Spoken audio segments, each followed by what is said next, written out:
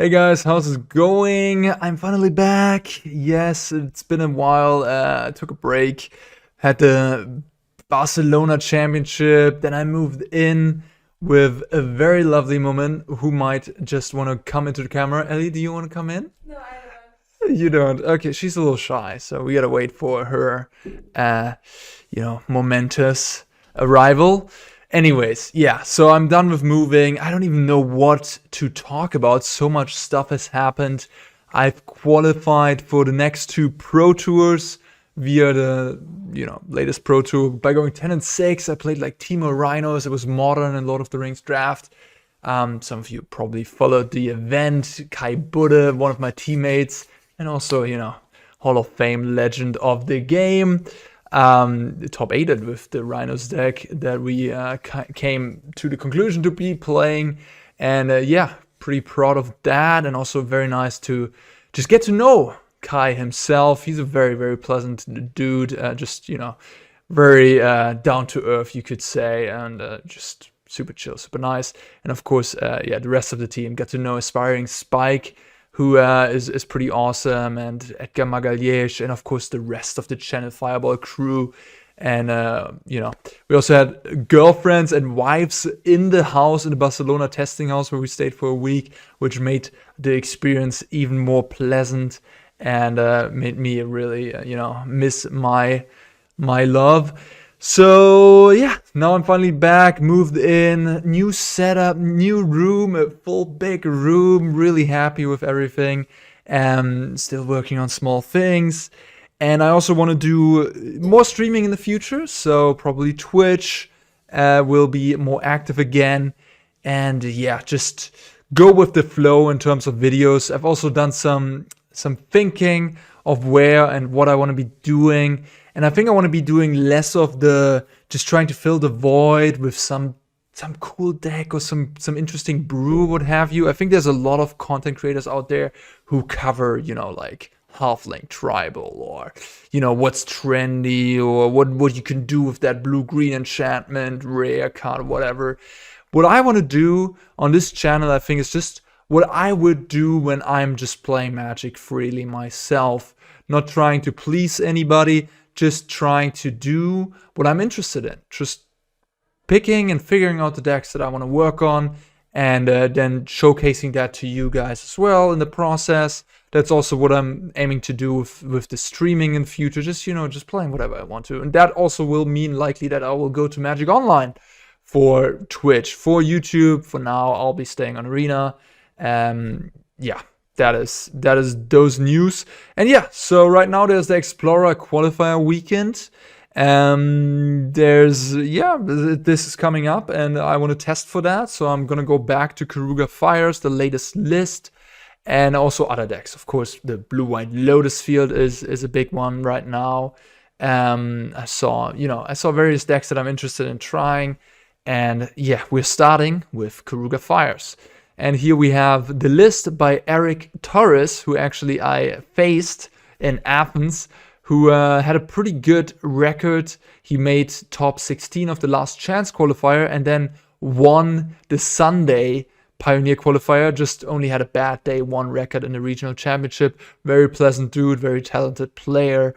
And I think his list looks really good. I know that he and some of his Spanish teammates worked on this a lot.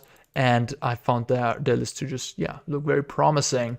And what do we have here? We have Touch, Temporary Lockdown, Free Bonecrusher Giant. The usual suspects, a little higher on the Touch, which I was usually lower on. But with the resurgence of creativity and just the immense flexibility of this card. Against creativity, you can exile a treasure token in response to them trying to go off. And just the flexibility of this card is pretty nice. And of course, you can flicker a Keruga, which is pretty sick as well.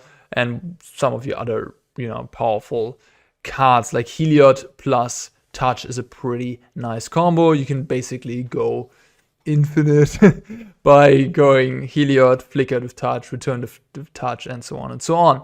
Basically have an indestructible, unkillable Heliod that you can always protect in response to something from your opponent.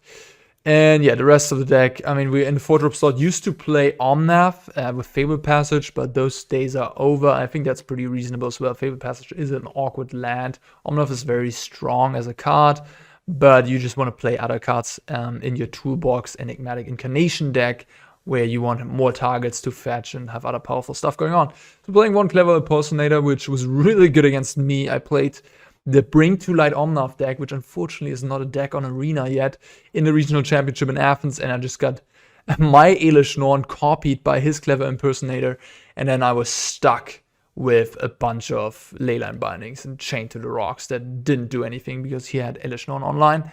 So yeah, of course, Elesh Norn also in this deck. Kenrith, Telsumir, we all know about those. Cavalier of Dawn is the new sweet addition. 5 mana 4/6, comes in, destroys anything. Also a thing of yours, so I don't know if you want to destroy whatever it may be. Fires of Invention, you can do so, and then lock up spells. So that is actually a thing that comes up. And yeah, gives them a free fee or you a free fee. And when it dies, you can return an enchantment from your graveyard to your hand. Well, you play lots of enchantments, pretty good in this deck. Just a nice value thing and a kill spell to fetch when your opponent has something very problematic on the board that you just have to get rid of. So also a very nice thing to copy with Kiki Jiki. You can flicker it with the touch. I mean, Cavalier is just excellent in this deck. The only downside of the card is the steep mana cost. But when you have Fires of Invention out, you get by because you just cast it for 0 and then you don't even need triple white. Leyline Binding is what makes this deck broken. Leyline Binding and the 7-drops and Enigmatic Incarnation is a free card combo. I wanted to just put it on the 2-drop slot because this is where it really belongs in this deck. It's a 2-drop most of the time. It's your best removal spell. It's early game interaction. And with Enigmatic Incarnation, it just turns into some of these crazy creatures. And that is really what makes this deck super powerful. That turn 4, you can have Leyline Binding earlier dropped and then play Enigmatic and then boom, get a Atraxa onto the board turn 4. I mean, that's what you're trying to do with creativity, right?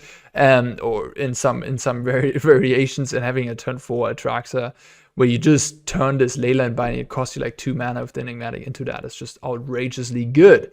And we have Coma in here. Coma is excellent in some specific matchups. Mono Green has trouble beating this card if they can't go like completely over the top. Coma will just, drown them in tapping their stuff, deactivating Nykthos. You can do that in their upkeep. You can tap the Nykthos by sacrificing a Serpent and stopping that.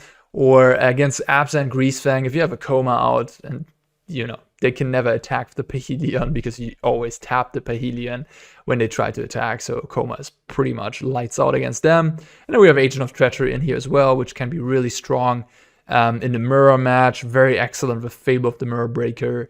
And Atraxa is just your nice, sick value target. This deck is really good against anybody trying to play fair who doesn't have counter magic. Because as soon as you start dropping these 4-mana enchantments, you just drown them out in powerful cards, considering that you will always have Keruga the Macrosage at your disposal as well. So as somebody who's trying to go Thoughtseize, go blank, what have you, they have to deal with the Keruga in the end as well. And at that point, you can't really outgrind this deck.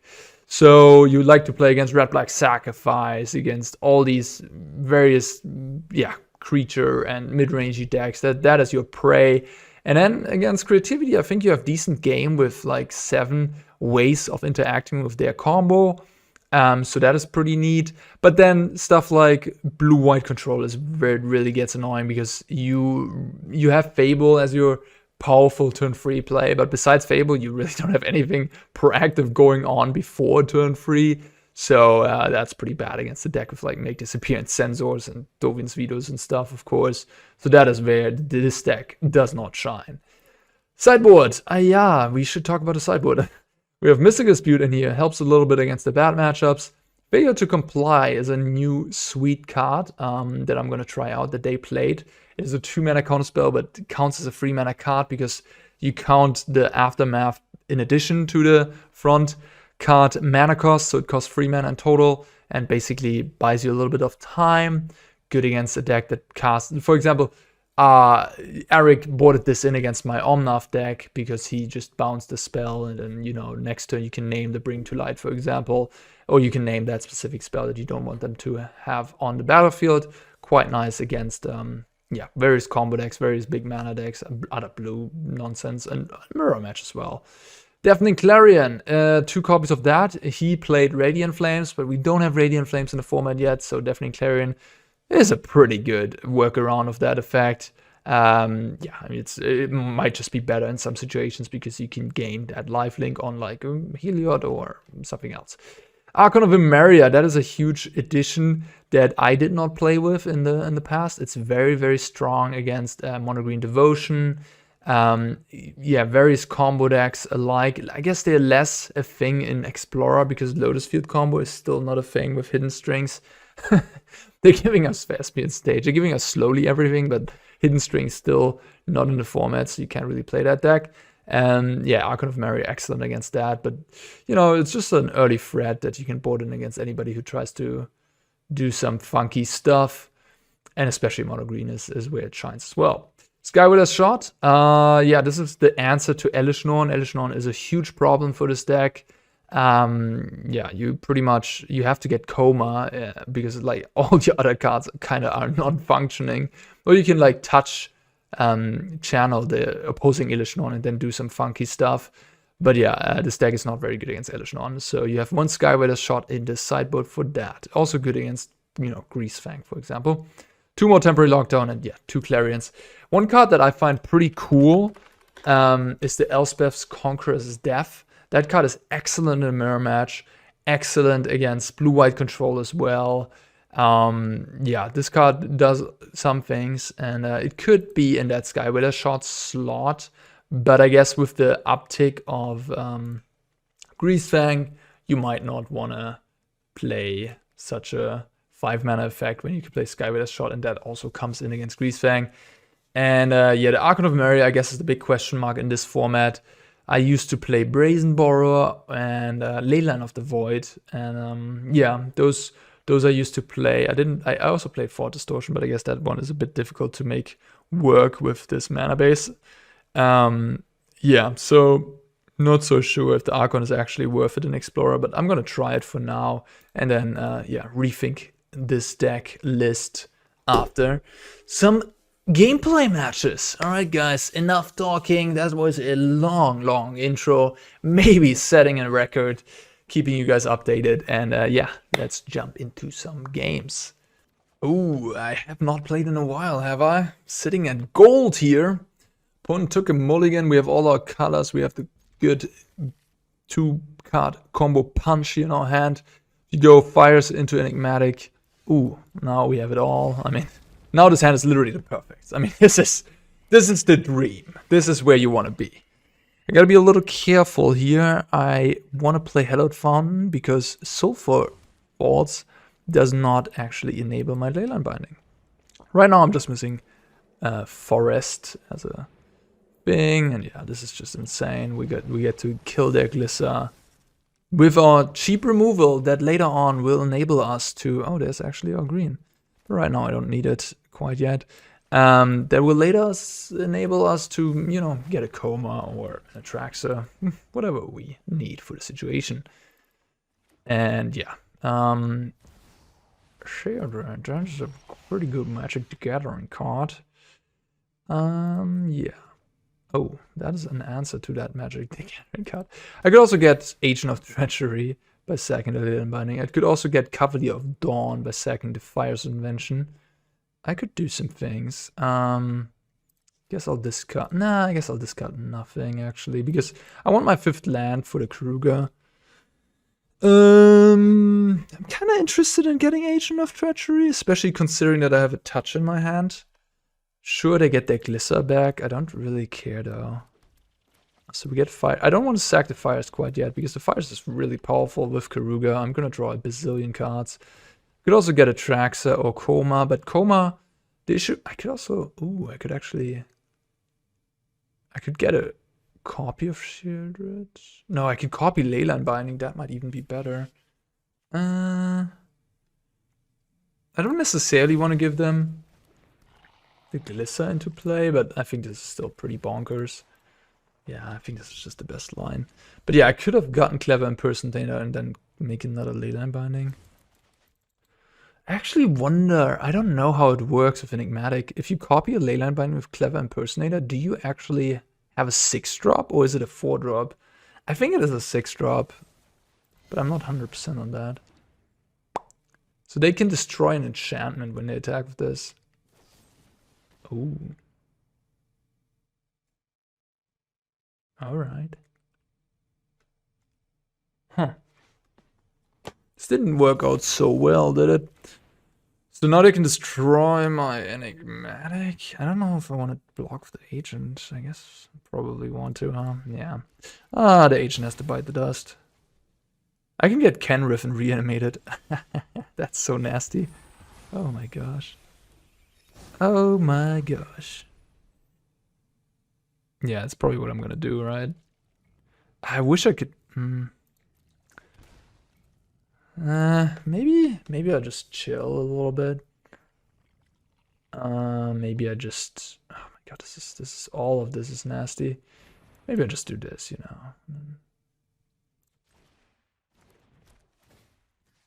Kill you, play a Keruga, draw 4, no big deal. I mean, this is the best draw this deck has to offer, pretty much. And we're playing as a black-green mid-range deck.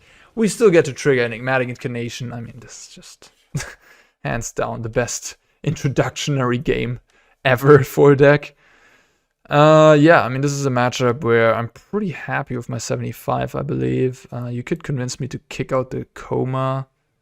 You could convince me to kick out the Elesh Norn. Elesh Norn doesn't really disrupt my opponent much, but the thing about Elesh Norn in this deck is that, you know, it doubles a lot of things in this deck, so that makes Elesh Norn, even in the matchups where, you know, it's not disrupting the opponent, you might still want to consider it. Although, I'm playing against a Go for the Throat deck, probably, so... Against those decks, stuff like Coma and Elesh Norn isn't as good, because those cards run into the risk of just dying to 1-for-1 removal. Temporary Lockdown is kind of interesting, too. I think I want Skywalker's Shot and Clarion, perhaps? I don't know if I want Lockdown. I don't think I want Lockdown. And then, do I want to have another Clarion, or am I good? I think the way I lose is to an unanswered... Glissa, or whatever it's called. I'm just gonna kick out the Coma. I'm always gonna get Atraxa or, you know, Atraxa or Agent in this matchup anyways first. They're just safer and usually stronger. And then, oh, okay, well, one of those. I mean, my opponent was pretty much dead, so I respect that decision. This matchup is probably horrendous for them. Okay, what is this hand? So, I don't love it. I don't love it because, I mean, it has a lot of potential, of course. And you just need to draw 1 red source and I'm good to go, but I don't. This hand's kind of weak. I think because the hand has potential, I'm keeping it, but I'm a little uncertain if this is correct. I mean, the Coma is kind of bad. But we have Fable, so if we drop the Fable, we can get rid of the Coma and draw a better card. And, you know, like, having white... Okay, I mean, this makes the hand at least playable. It's not a red land, but, you know, at this point, we have 2 spells available to us. Okay, now the hand is actually great. There's not much reason to... Oh, actually, there is. I might be playing against a Fable deck. So I was thinking there's not much reason to play untapped land there, but there is, because if they play Fable, I want to touch the Fable token. That's also a thing that the touch can do, which is pretty neat. So I made a mistake there. I should not have played Breeding Pool. I should have just played Sulfur Falls.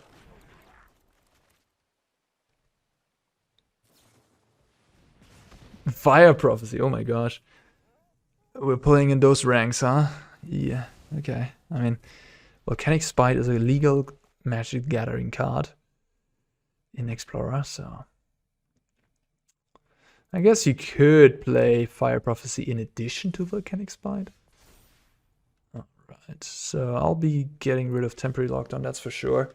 Coma is a little interesting. I mean, it is a 7-drop, but this matchup you know, Coma will do some work. The touch, technically good, but how many touches I really need, you know? Maybe I can get rid of one. How do I see this playing out? Man, touch is great in this matchup, so I really don't want to cut one. Although, if they go big score here, then how good is my touch really?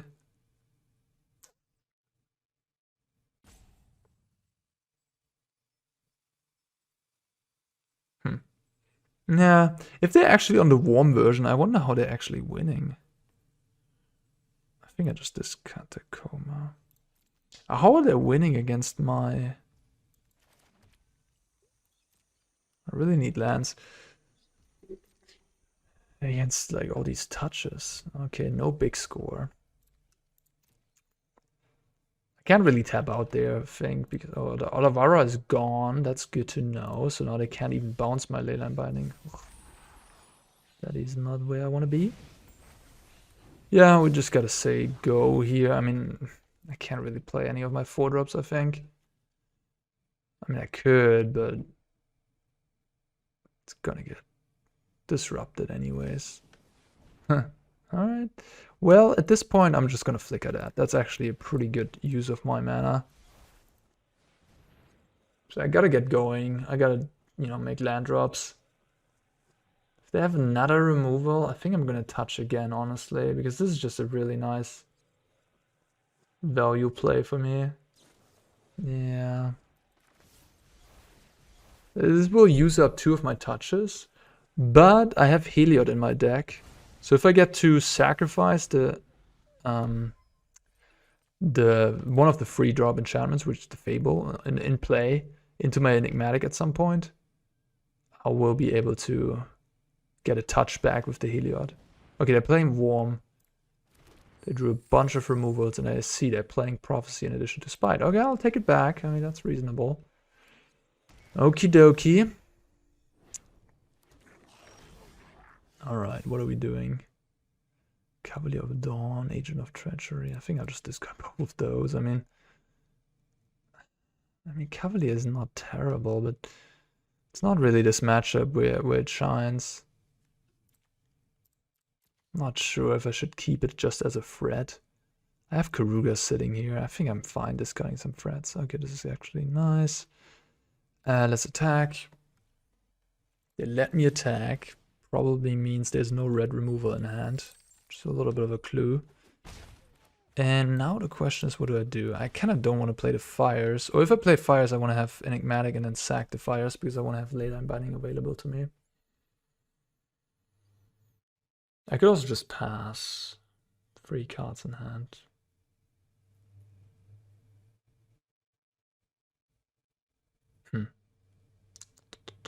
So if they go make disappear on one of my cards, what do I do then?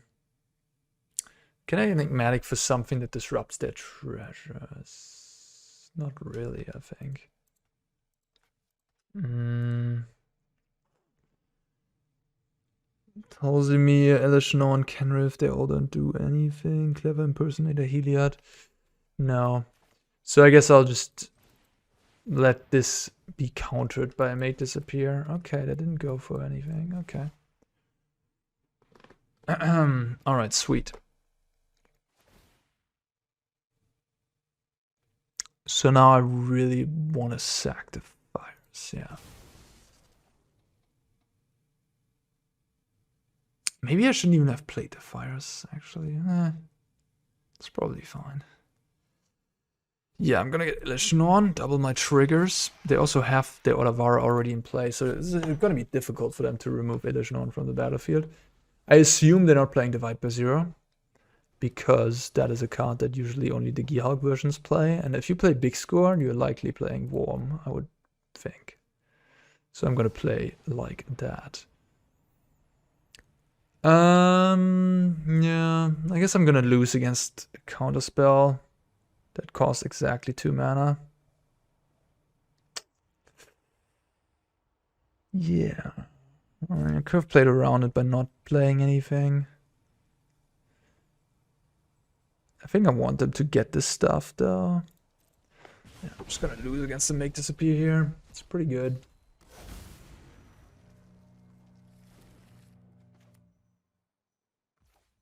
What can you do? Yeah, I could have not played anything. That's what I could have done. Well, they don't have the counter spell. I guess I win.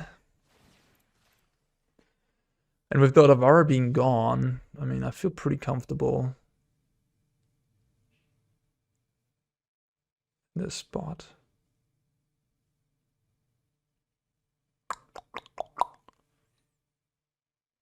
Yeah, that's a concession. And this is just how it goes. Okie dokie. So lockdown is actually interesting against them because taking away treasures could be good. But I guess if I think about it, they're likely gonna board out their combo in this matchup. They should, and board in the Hullbreaker Horror. So I definitely don't want the lockdown.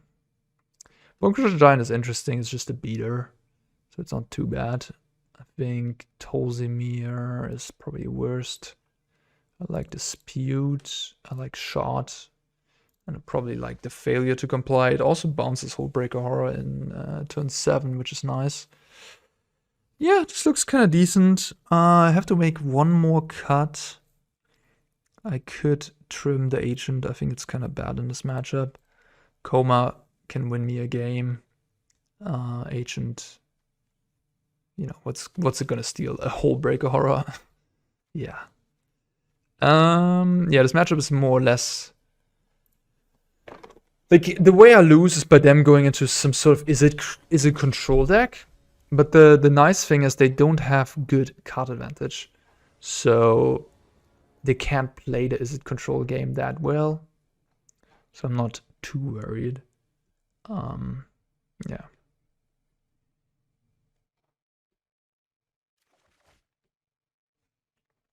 Like I have to just play Fred, and then what I'm gonna do is I'm not gonna play around.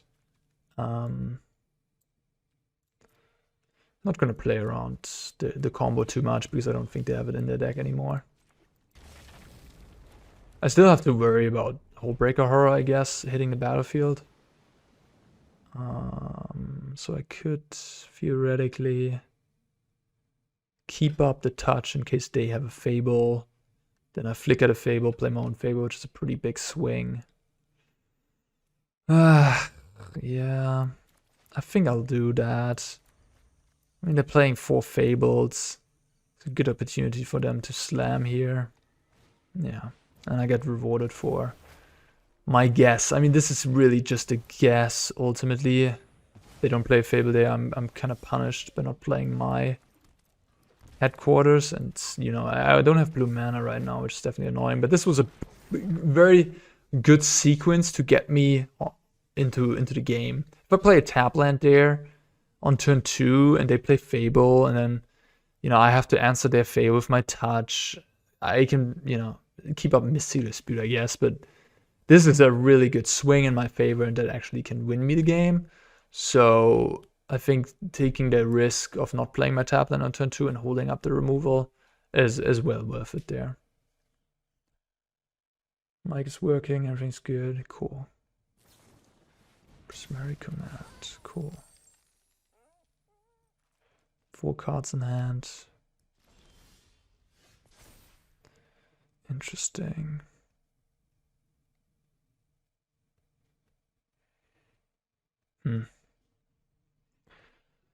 I don't know what I should ditch. I think I'm ditching this one. This is a card advantage game. This card is not really a card advantage card. Like this is a grindy game right now. Could ditch a Leyline. There's a Hall of Storm Giants looming, so I might just die to that at some point. So I can't play like draw go forever. Could ditch the Mystical Dispute. I think ditching Leyline is kind of crazy though. That card is just too good. Also, it cost me 1 mana when I play this land. So I probably just get rid of both my blue cards, as weird as it is. Both my sideboard cards, putting them in the bin. But I just want gas. I'm not gonna use comply randomly here. I don't see much of a reason. Like most of the, like I could name Fable, but naming Big Score doesn't do anything because they just pass the turn and then they have Big Score available in my turn. Okay, I think I'm just gonna cycle.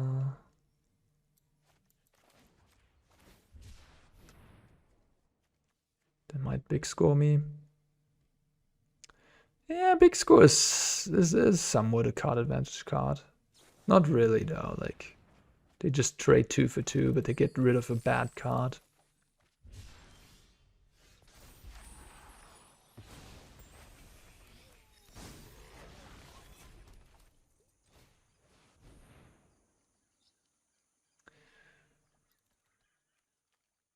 Definitely a good matchup to test. I think creativity is going to be one of the more popular decks. Interesting.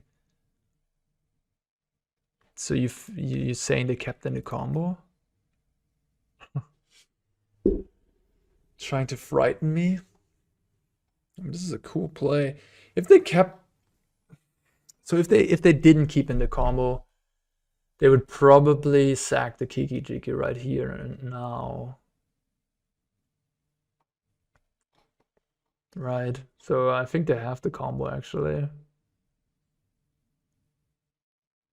Or they do some next level stuff where they make me think that they have the combo, but they actually don't.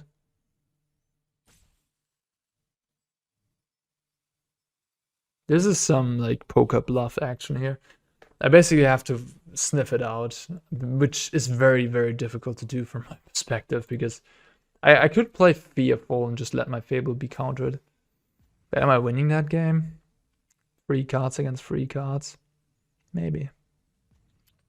Maybe I am. Maybe I'm not.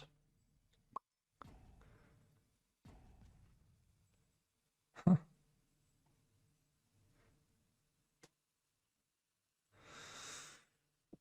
Should I play Fearful? Should I respect them? Should I? I think it's pretty normal to board out your combo against a Leyline Binding deck, which makes me like so. I just want to, you know, show me. Like, if you captain your combo, I don't know what I should think about you, honestly. Like, the combo is actively bad against Leyline Binding. Okay, good. Well, I called their bluff, apparently. Because if they had the combo, they would have certainly slammed 5 mana here and killed me. They could find creativity, have a land, and still kill me, but they don't. Nice. Well, I'm very glad I called their bluff.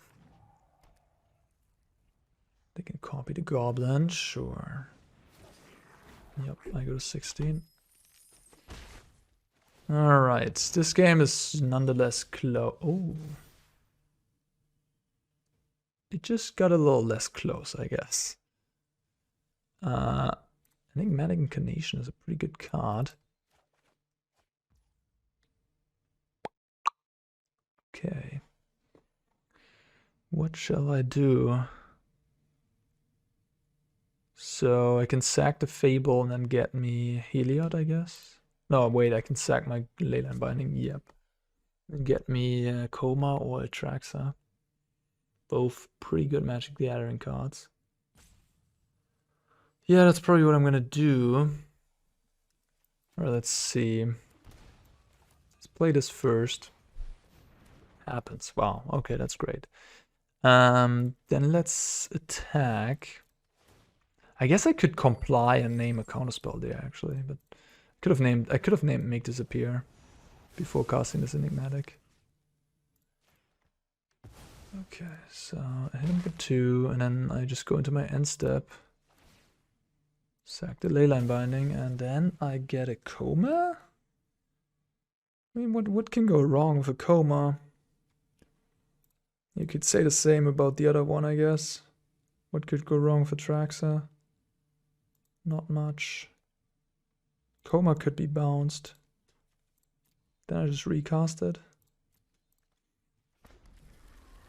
Funny thing is I can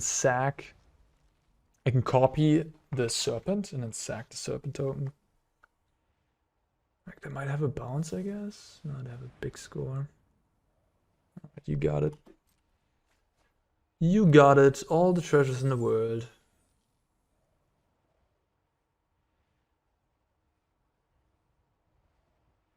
All the treasures and an impulse. Yes, sir.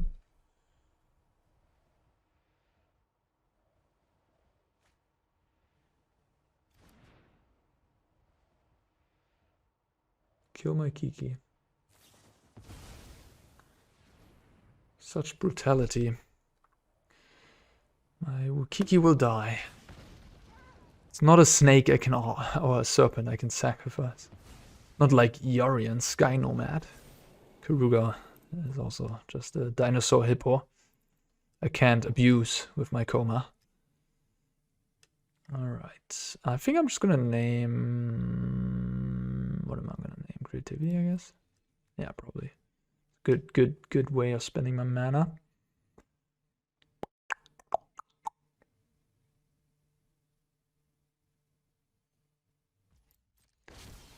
So 3, 6, 7, 8-ish, 9. Okay, so I could drop a Keruga. I can also sack this Kiki, get a Heliod, then get a touchback. Or a Leyline Binding. Yeah, or I can play Leyline Binding, get an Atraxa into play. The world is my oyster. So I have 8, 11 damage. There's no way I have haste damage to finish this game. Okay, cool. We'll just attack, and then I think I'm not gonna Keruga. My board is like good enough. Don't need to Keruga. So I'm just gonna name creativity. Looks like they drew a counter spell. Indomitable creativity. And then I'm gonna Heliod back to touch. So I can, yeah, I can get this back, but and then I still have like Leyline and touch back, so that was good enough to reach the platinum sphere. Alright, sweet. Yeah, Keruga fires. Strong deck. This list, pretty good, as you can tell. I would love to play first. I would love to mulligan his hand. This hand is probably a mulligan as well. I mean, I'm on the play. I don't have white. If I draw white, I mean, this hand's playable, but if not, I'm in trouble, and I'm on the play, so I have one less draw. On the draw, I would perhaps keep this, put the agent on the bottom, and like pray, but on the play, this seems tough. This deck, interestingly enough, is just fine with like freelance, Fable, Fires. Because at that point, you have Keruga, which you can get into your hand, so I think I'm gonna just take a mulligan. Badass Bard. I mean, Temporary Lockdown is a very powerful card in some matchups. Are we thinking that Badass Bard is the type of player who does some things with small permanents? They have a sleeve with a smoke, maybe? Yeah, I mean, touch and Temporary Lockdown don't really... I would either do this or this, and I think I'm just gonna go for the higher upside here because I'm already on 5 cards. So I'm just hoping to play against humans here. Wow, okay, I'm good. I'm good at this. Well, that was smooth. Just hoping to play against humans. Boom, plays Hopeful Initiate. And another Initiate, and another 1-drop. Let's go. No? Okay, just keeping up Brave the Elements. So no 2-drop makes me think they're sitting on good old Adeline, and of course a Brave the Elements. It could be more obvious right now. So I'm just gonna play my lockdown and just buy some time. Yeah, that's the plan. It's like I think every other 2-drop you would have played there. Oh, wow. Yeah, I mean, that is plenty to win a game of Magic. Leyline Binding and Enigmatic Incarnation in 4 lands. So yeah, what are we doing here? I could just play Enigmatic, sack the lockdown, get a Heliod, get the lockdown back. I could also just Leyline Binding subtly and live a happy life. I think that's just the best play, honestly. And knowing that they have... Oh shoot, I could have actually gotten Keruga into my hand. Oopsie daisy, that was a punt. I was thinking that this Still cost me 2 mana with this in play. Whoopsie. Okay, they have a Tireless Lieutenant.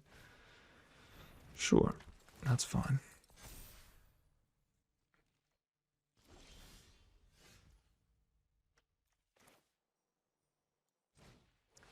So I don't want to get Agent. I might want to get Atraxa. I'll probably want to get Atraxa. Or I could get Coma. Coma loses to Ossification. I mean, Atraxa also loses to Ossification. Could also just get a Heliod into play, give them some 1/1s. Could also do nothing.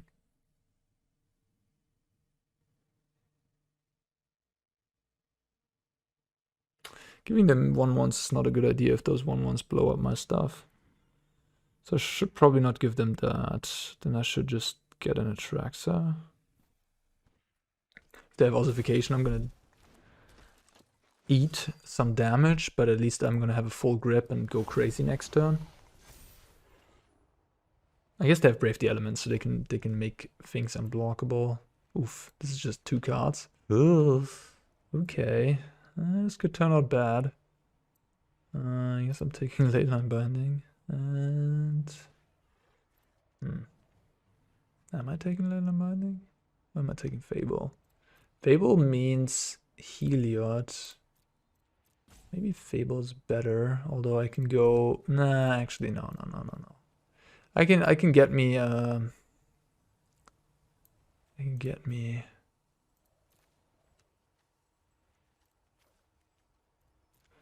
I can play Enigmatic, then get Elesh Norn, and then get Leyline Binding.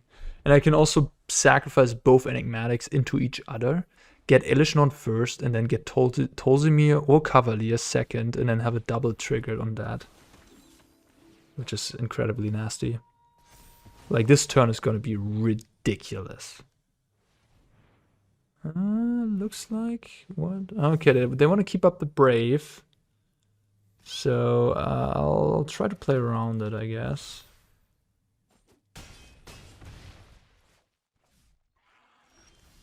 Okay. So I'm gonna do this. Play my pool.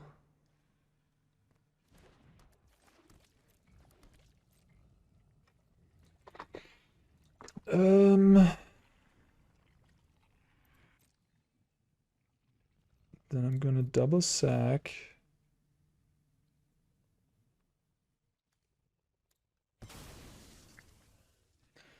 Get Elesh Norn.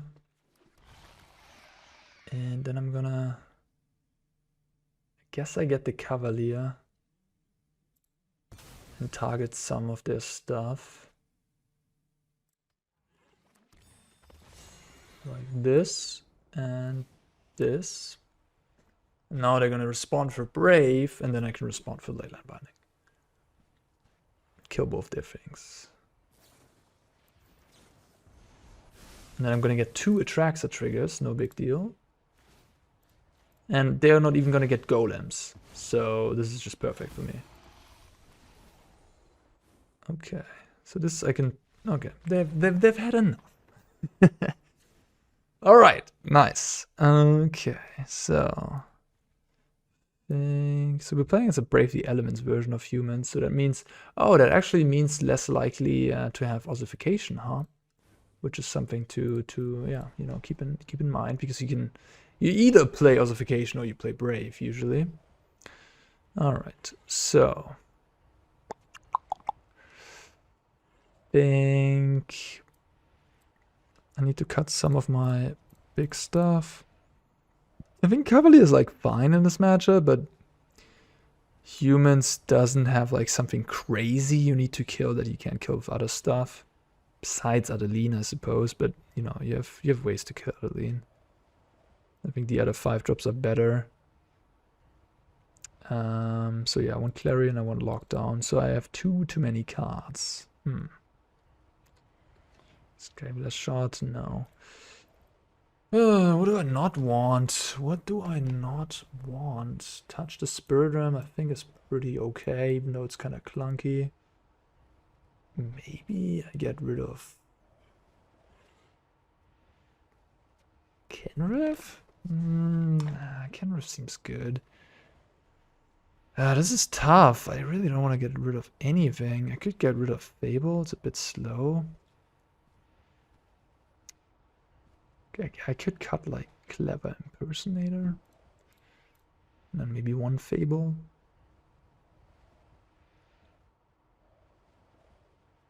Could cut the Kenrith. Seems weird to cut Fable, but Humans is the type of deck where if you spend your turn free when you're on the draw, putting a 2/2 into play, you're probably gonna get a beating. So yeah, I think the card is not that fantastic in a matchup. Ooh, I mean this hand is... It has all the mana. It doesn't have a sweeper though. This hand could just get totally rolled by like 1-drop Talia utterly, and I'm just like dead. But it is a hand that has mana and cards. I don't know. I probably should mulligan though. I think I should mulligan. I have 6 sweepers in my deck. Okay, this is better. This is actually pretty good. That is a good hand. Tolzimir probably. Yeah. It is a great hand. Yeah, glad I mulligans. You know, like when you're playing a 5-color deck, you are sometimes, or I am thinking to myself sometimes that I don't want to mulligan a hand that has like all my colors. It's actually pretty nasty. Yeah, that's a good card that humans received lately. Pretty good card. Very, very good card. Very good card against this deck. Although pretty bad against temporary lockdown. Yeah. Bad against lockdown, otherwise good. And my hand is great. Enigmatic is their take. That's interesting. I'm surprised by that. Oh wow, that's a great draw. Holy cow. That is a phenomenal draw step. Oh, I'm drawing pretty well, I'm not gonna lie.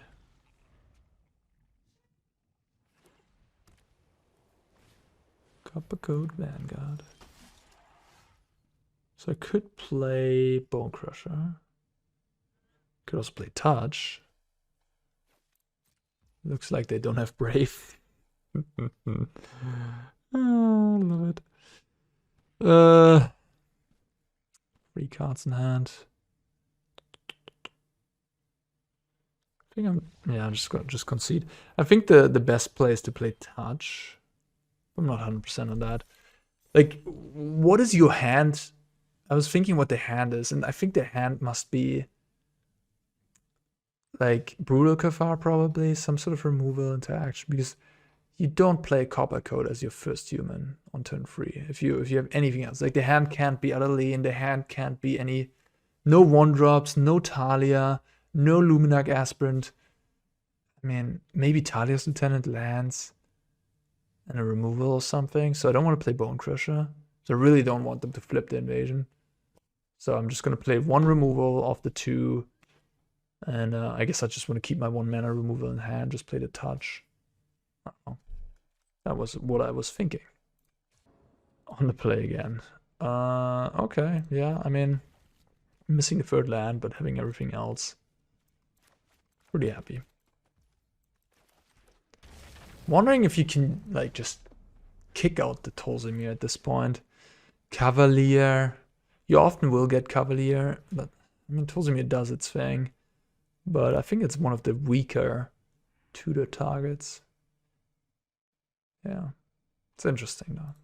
Double green could also be a little bit difficult to hardcast at some spots. All right, we're playing against, I assume, Rakdos Sacrifice. I haven't done a video on Rakdos in a while, I think. Let me know, guys, if you want to see something on this deck. Might cover it. I think it's definitely strong these days. Yeah, I'm not the type of guy to... Like, this is not the type of deck where you shoot people to the face. Or let's say not the type of matchup where you do that.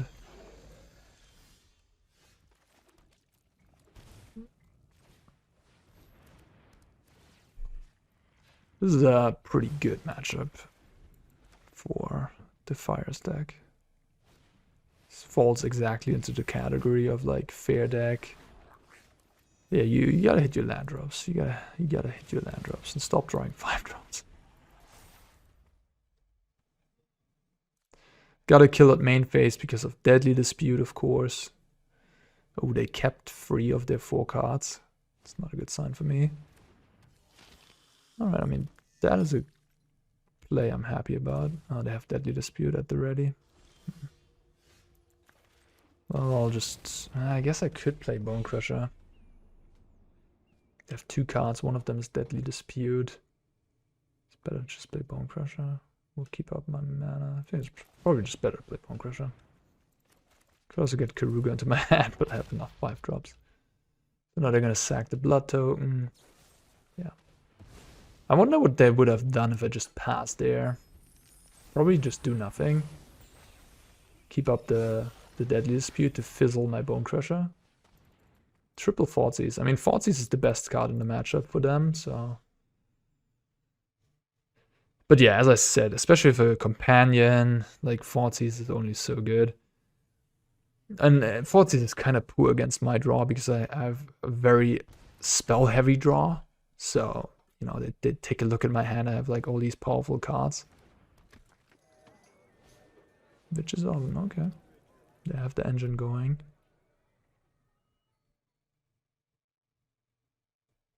Yeah, and here we're missing the second green for Tolsimir.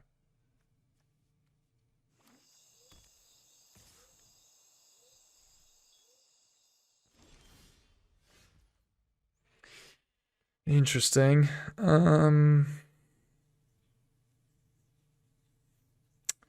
What do I do?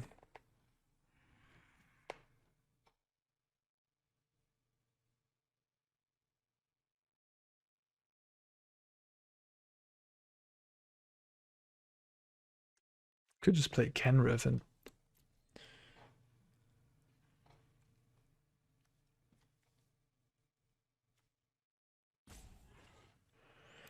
think I actually will, if I attacked, I just trade with Harvester, but I think I'm happy about that, if they do that. They do this, okay.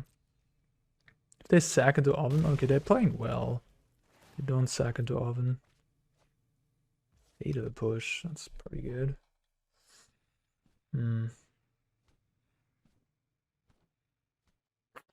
Oh well, so this is gonna die.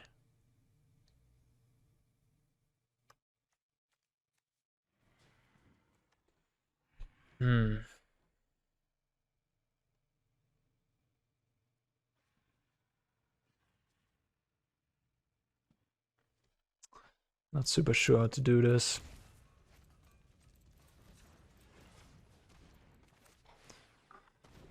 Not so sure. And I would have loved to play Tolsimir this turn. That would have been excellent. Just killing the Kiki, but the mana doesn't allow for that. Unfortunately.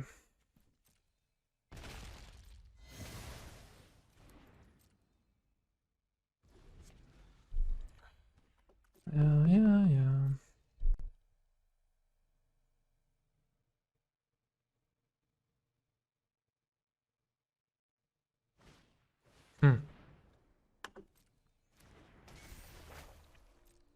It's a good card.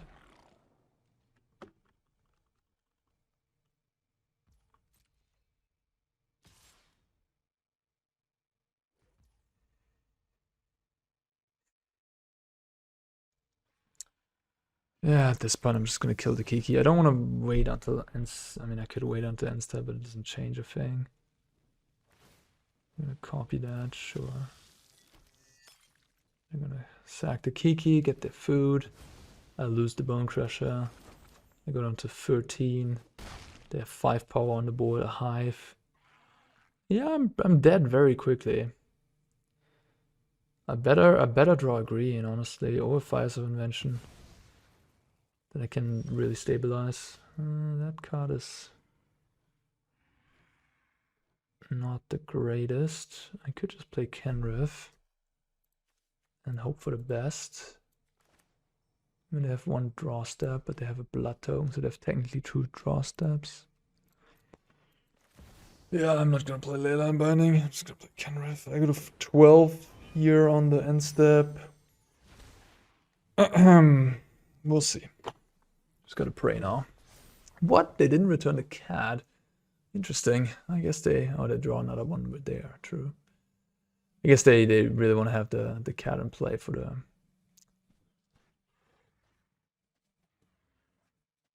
Mayhem Devil.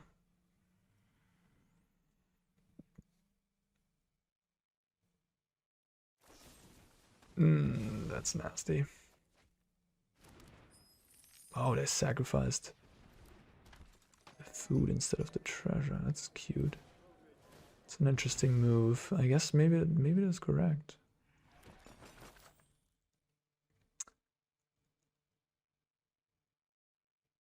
So you have okay.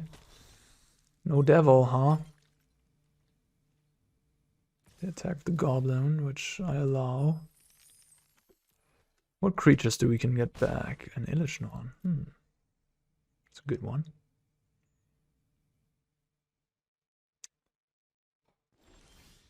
Huh. Interesting.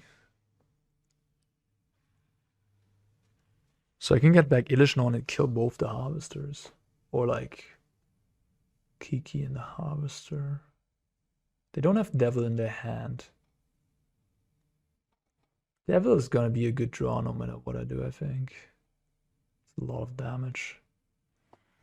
Could gain life, but that's probably not a good use of my turn. I could play Tolzimir, kill one of the harvesters, and have Leyline Binding at the ready.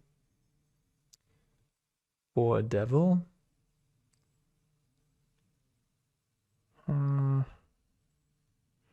Okay, let's think about, like, the worst case scenario is the devil, right?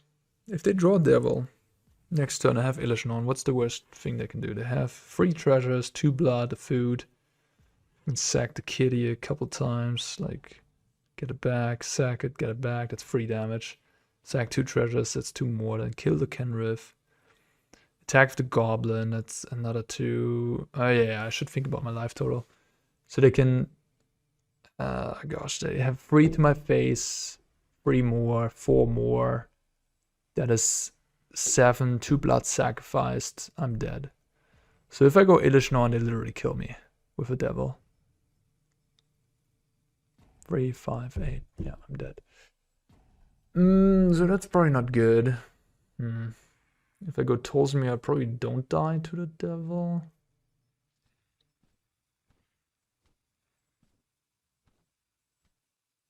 Do I? I probably don't, I guess. No, I don't. Spicy situation. Probably should just go for the Tolzimir then. The question is, what do I kill? I think I killed one of the harvesters. I'm gonna get wrecked if they have devil though. Either way. That's the sad part about the situation.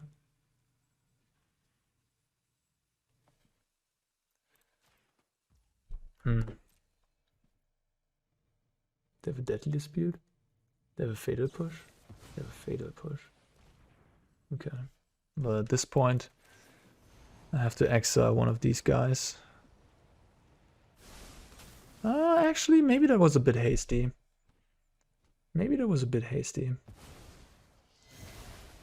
Maybe I meant to let him have them. And let him sacrifice one, and then in response to the sacrifice, I can exile the other. Then he tries to kill my Kenrith, but then I can respond. Yeah, that would actually been a smart line. What's interesting here is definitely, like, I think maybe I got a little bit too much into my head, and I should have just gotten the Elesh Norn. Because the Elesh Norn has a way higher upside. Now they can also exile the Elesh Norn. Yeah. Yeah, I think I got a little bit too much into my head. It's not very good for me, is it? They can extra the Elesh, and if I double block, they can kill the Kenrith. Then I play Keruga.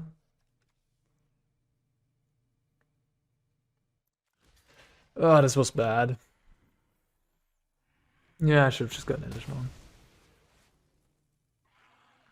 Although, actually, am I that... my spot is actually not that bad, if I think about it. Another oven. Ooh, okay.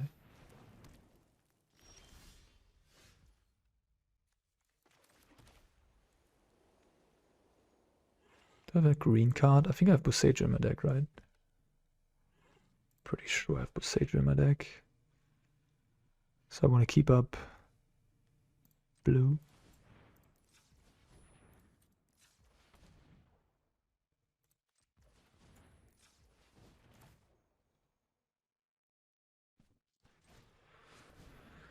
Draw free. Yeah, if I would have gotten Elesh on, I would have been in a much better spot, that's for sure.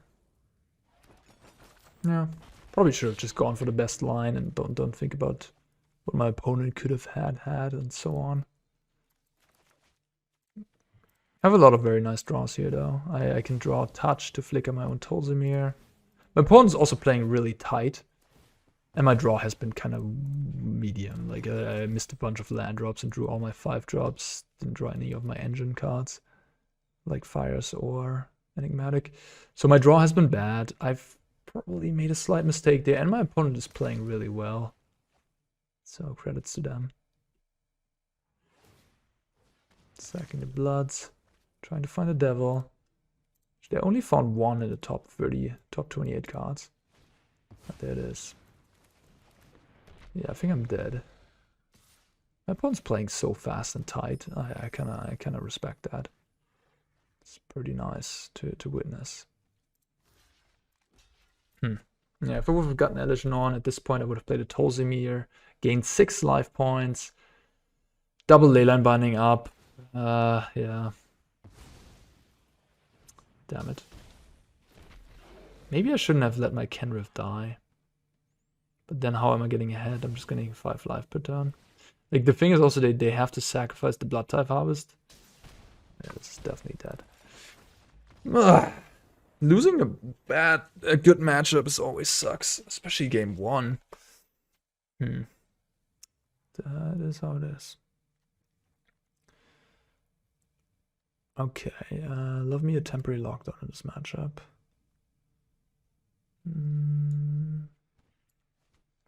Coma probably goes. Cavalier and Elesh Norn are so la. Cavalier's probably fine, because it does kill the devil after all. Maybe Elesh Norn is good. Like, can you ever board Elesh Norn out? I don't think so. Maybe you can board out Boney, bring in some temporaries, lockdowns. I just want answers to... Oh yeah, you can board out Fable, actually. If you think they have claim post-board still. One didn't show me a single claim in all these games, in this entire game. It stings a little bit that I didn't get the Elesh on. I just got too much into my head. Like, I was already behind the entire game, and then in a situation where they have 1 card in their hand and, like, clearly don't have Devil. I'm still playing around Devil. Like, it's just too much. It's too much. I can't be so scared. I can't. I lost this game because I played too, like, intelligently around things that I was not capable of playing around anymore. I mean, if they didn't have Fatal Push, I would have been in a much better situation, of course. But, they could have had Fatal Push claim. I could have played around all those cards too by getting Elesh on. I did not, which was a mistake. I might want to get Clarion, I'm not sure. I think it's kind of nice. I just don't know what to cut with this deck sometimes.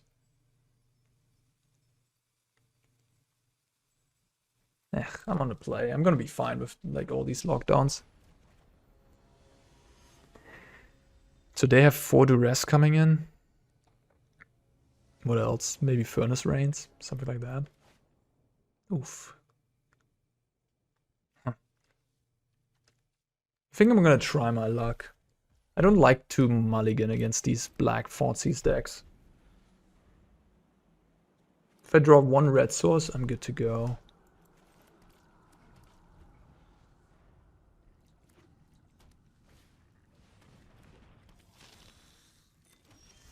Okay.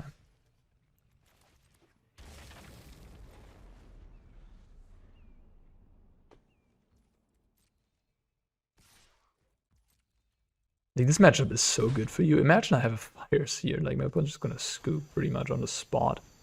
If I could go Fires into, I'm just gonna get rid of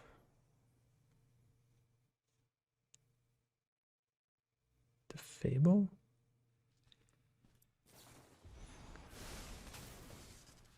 Fable's such a ridiculous card. It's so stupid.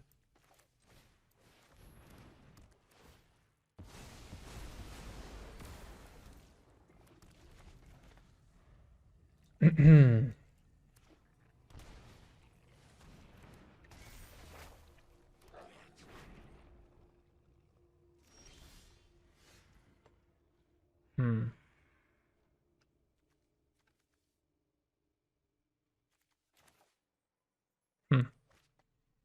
Mana efficiency is nice, isn't it? I'm just gonna drop the Elesh Norn.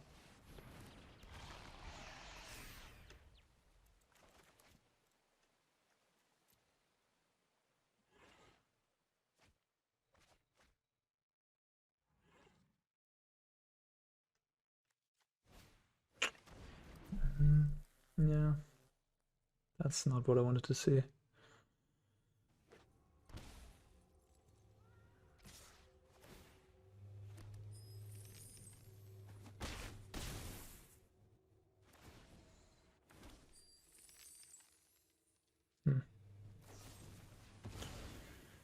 I mean, again, I didn't draw any of my 2 signature cards, Enigmatic and Fires, which they cannot interact with on the stack. They can only try to discard them. Makes the matchup, of course, worse. That last game I could have played better, I think.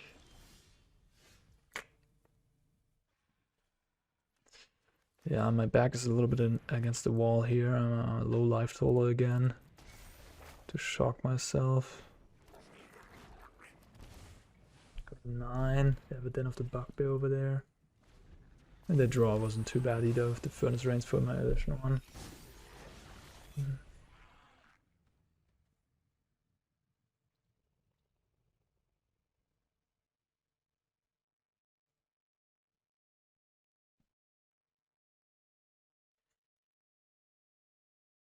And if you're unsure what to play in this qualifier, this red-black deck looks pretty fine to me. Plays some of the best cards in the format. Very good against creature decks. Mayhem Devil's just gonna destroy any humans player, and then between Thoughtseize and then Duress out of the sideboard, and like, I don't know what you play, Obnixilis, Adversary, or various pretty good sideboard cards you have access to. You can pretty much beat everybody with that Rakdos deck, I think.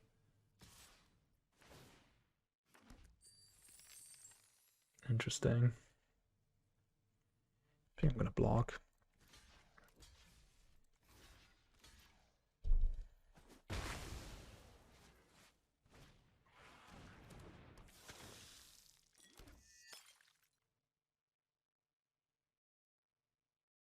What's their hand? What is in their hand? I don't understand. It's not Mayhem Devil. Could be more lands. Could be some type of removal. Could be Deadly Dispute, maybe. I think it's just lands mostly. Yeah, this also signalizes that they have a lot of lands in hand, that them sacrificing their blood there. Oh, they drew Mayhem Devil. Ugh. Okay. It's bad news. Fires of Invention. I'd kill for a Deafening Clarion, I suppose.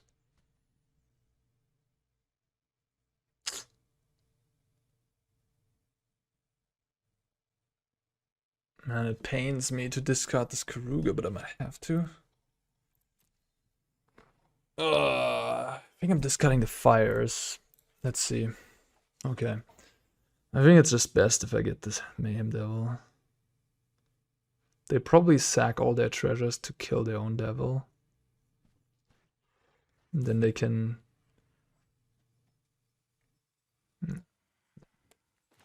If I get Keruga into play, I get draw free. I think it's just not enough. No, I'm gonna lose this game likely. This is not a winning position, that's for sure. Block there takes 6, go to free. Block there takes 7. Oh my god, that's nasty. Yeah, that's insane. Wow. I mean... No, I'm just dead. Yeah. Block that, takes 6. I mean, they have to see it, they have to do it. Oh, what are you doing? Okay, interesting. I guess that's one more point of damage, yeah. Well, my opponent played really well, to be fair, but also the draws lined up for them. I mean, this is still like a 65-35 matchup, I believe. Like, it is very unlikely that Rakdos Sacrifice sneaks out a match win, but, you know, you can do it. You can certainly sneak out a win with a good draw, but usually not a match win in this matchup. This matchup is just way too bad for Rakdos. Losing 2 games in a row. I'm surprised. All right. Well, there is that, I suppose. All right, Magic being Magic there in the end. I mean, I played Team Rhinos at Proto Barcelona, and because we try to find a deck that's like the best deck against Rakdos Scam, and Team Rhinos was just the absolute best deck we found against Rakdos Scam, or Rakdos Evoke, as coverage so nicely calls it. But then I played on day 1 twice against Scam, and I lost both times. Yeah, I mean, even if you have a 70-30 matchup or 65-35 or whatever, there's going to be those days, you know? You're going to draw the wrong half of your deck, and then you're going to lose even your good matchups. So that is what happens with any deck in Magic, and it's frustrating, you know? You try to make a nice meta call, and then you still lose that matchup that you expect it to be the most played deck, and, but, it's just Magic.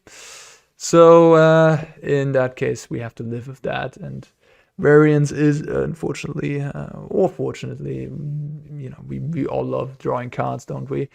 Is a big part of the game, and we have to eat that from time to time and just swallow, that variance when it is against us, and always remind ourselves that the variance goes the other way as well. If you play 1,000 games of Magic, you're probably in 500 of those you're lucky, in 500 of those you are unlucky.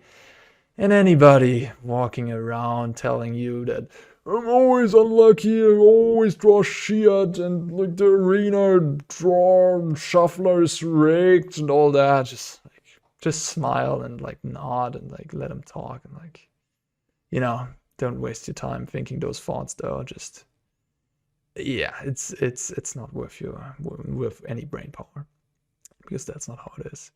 Over time, you will have, hopefully, or whatever, you know what I mean. I mean, over time, variance and probability in that regard evens out. So there is Keruga Fires. I like the list. I don't really know what to change. I mean, the numbers are a little weird, like 3, 2, and 3, but I think they're fine. Like, usually I like to have this as a 4-off, but I don't know. Like, I can see that it's just a 2-off. In a certain metagame, maybe you want more of them, like if humans becomes more and more popular, for example. Yeah, otherwise pretty much like the list. Question marks, I think if you want to make changes to this, is like Koma and Tolzimir as the targets to get. Koma is a little bit of a bullet that is not that great in a lot of matchups, but very, very strong in like certain matchups. I think Koma in your deck will improve your mono green matchup by a lot, and it's nice to have against, I mean, it's not even nice to have against Greasefang necessarily, because Atraxa already does the trick against Greasefang. If you get an Atraxa into play against Greasefang, sure, attack with Heliod, I'll just eat the angel and take some damage, 2 damage in total, because 7 life is gained. So yeah, I mean, it is fine card against like any control deck. Against creativity, they can't usually answer it. It's doing its thing here and there, but it really is in this deck for the mono green matchup. So you have to consider like, how much do I care about the mono green matchup? I think the mono green matchup is kind of close with this deck. You don't really have much early game interaction, so if they have a fast draw with elves, they can get ahead of you and like do some crazy stuff. But if you have Leyline Binding and then go Enigmatic, get Coma, I mean, you just easily win a game. So it's very swingy and very play-draw dependent, like Explorer is. Explorer is a very play-draw dependent format after all, unfortunately, in many matchups. Yeah, anyhow, those are the flex slots. And sideboard-wise, yeah, Archon of Emeria, huh? Didn't get to use it this match. These gameplay game. Oh, God, I can't talk anymore. Didn't get to use it in these games, but yeah, I'm not sure. Maybe it has to leave in this format. Maybe there's actually a better card, especially if you play Coma. I feel somewhat comfortable against mono green, so I don't need to have like this Archon of Emeria bullet card against them. I can't really think of any other big decks in a format where Archon is actually good, so you probably want to cut it. Yeah, and then what do you cut it for? You could play Brazen Borrower. That would improve some of the controlling matchups a little bit more. Would be good against Greasefang for one. Otherwise, I mean, Fort Distortion. Yeah, I don't like Fort Distortion too much in this deck because you really don't have enough black sources. In the other version, you had 4 Fabled Passages, which could get Swamp. That helped with Fort Distortion. In this version, you don't have that. Guess you could play Leyline of the Void. I would have to think a little bit more. Yeah, feel free to give suggestions what to play over Archon of Emeria. But in any case, this is definitely a serious contender for me and, you know, for anybody else. Hopefully, like, it should be for you if you're playing the Explorer Qualifier Weekend, to check this deck out, have it on your radar. And yeah, with that being said, that has been my first video since the break. I hope you enjoyed it as much as I did enjoy doing it. And yeah, see you in the next one. Peace out.